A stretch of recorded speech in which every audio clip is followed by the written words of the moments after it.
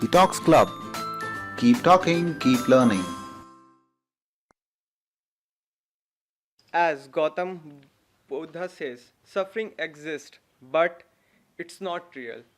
Since the self that suffer is not real, it's an illusion kept alive by our desires and attachment. Let go of your desires and attachment, the self will vanish. So does the suffering. I read a book recently by Victor E Frankl, Man's Search for Meaning. According to Frankl, he is a man who invented logo therapy, who spent 3 years in different concentration camps during Second World War in Nazi Germany.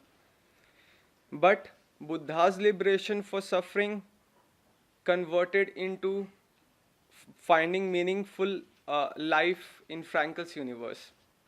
Frankl says, suffering is not necessary for a meaningful life, but it's not an obstacle either.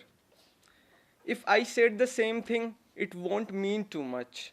But if a man who spent 3 years as a prisoner in concentration camps in Nazi Germany, who lost his mother, father, brother, and wife in those camps, I shut up and listen to what he has to say on how to lead a meaningful life. Is there a single best move in chess? Of course not. There isn't. It all depends upon the situation where the player faces. You can answer life's question in two ways.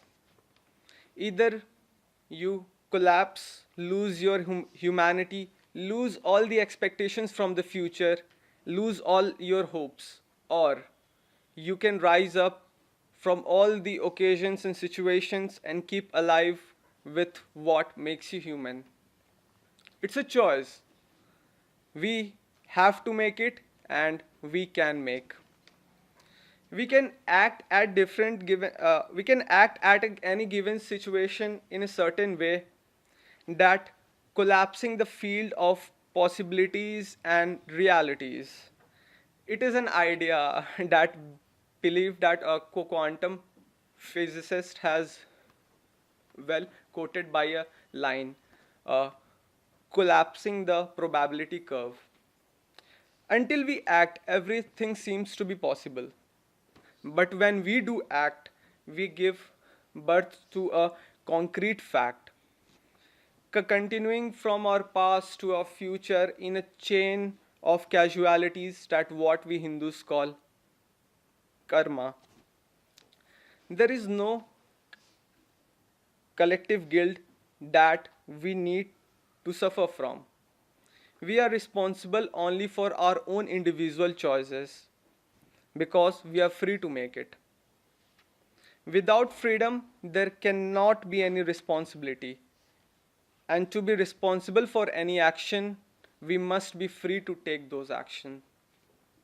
As Frankl is so good in explaining the role of suffering in finding meaning in our life, that once get tempted.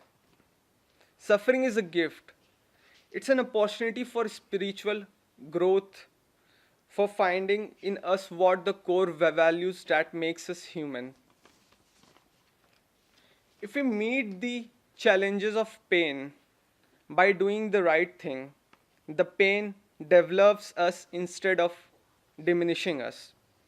In Bhagavad Gita, Arjuna is facing his enemies in battlefield. Arjuna is really scared.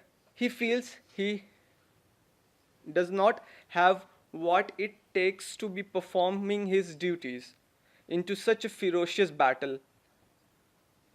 Lord Krishna admonishes him to perform his duty. If Arjuna does his part, Lord Krishna promises to do his. They both end up doing what was meaningful at that point of time. If we do our share in life when we were facing our own battles, life takes care of her own share by revealing us to the new meaning of life and its significance. Most therapies claim to teach how to live your life by studying your past, but Frankl's approach is to show why to live your life by studying your future. Thanks for listening.